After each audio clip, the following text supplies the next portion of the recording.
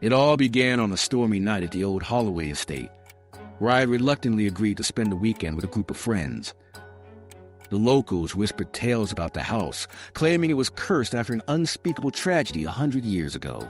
My friends laughed off the rumors, spinning wild stories as we cracked open whiskey bottles, but I could feel the weight of the house's dark history settling over us like a damp blanket. As shadows danced along the cracked walls, we stumbled upon a hidden room, its door long since painted over. My heart raced with a mixture of curiosity and dread as I pushed the creaky door open. Dust mote swirled in the air, illuminated by flickering candlelight.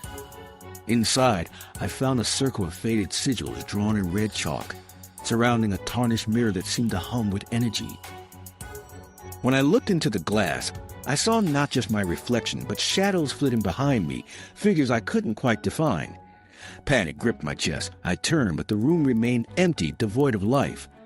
I glanced back at the mirror, my hands trembling.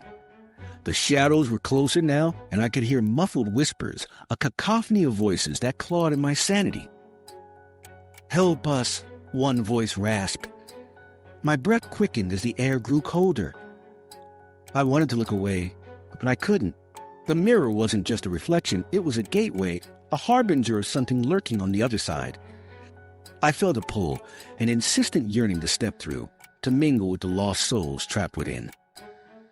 Suddenly, the glass rippled like water, and a hand reached out, its thin fingers clawing at the air, desperate to escape.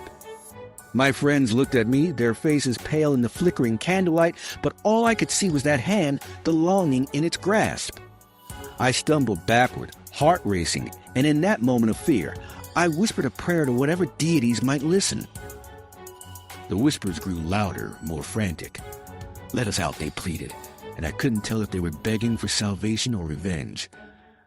I broke free from the icy grip of terror and fled the room, my friends trailing behind me, oblivious to the horror that had just unfolded.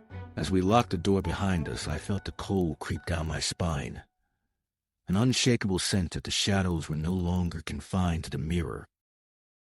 When the storm finally passed and we departed the Holloway estate, I glanced back and saw the mirror glinting ominously in the moonlight. I would never return, but I couldn't escape the feeling that part of me had been left behind, ensnared in a place where echoes of despair and longing would forever linger.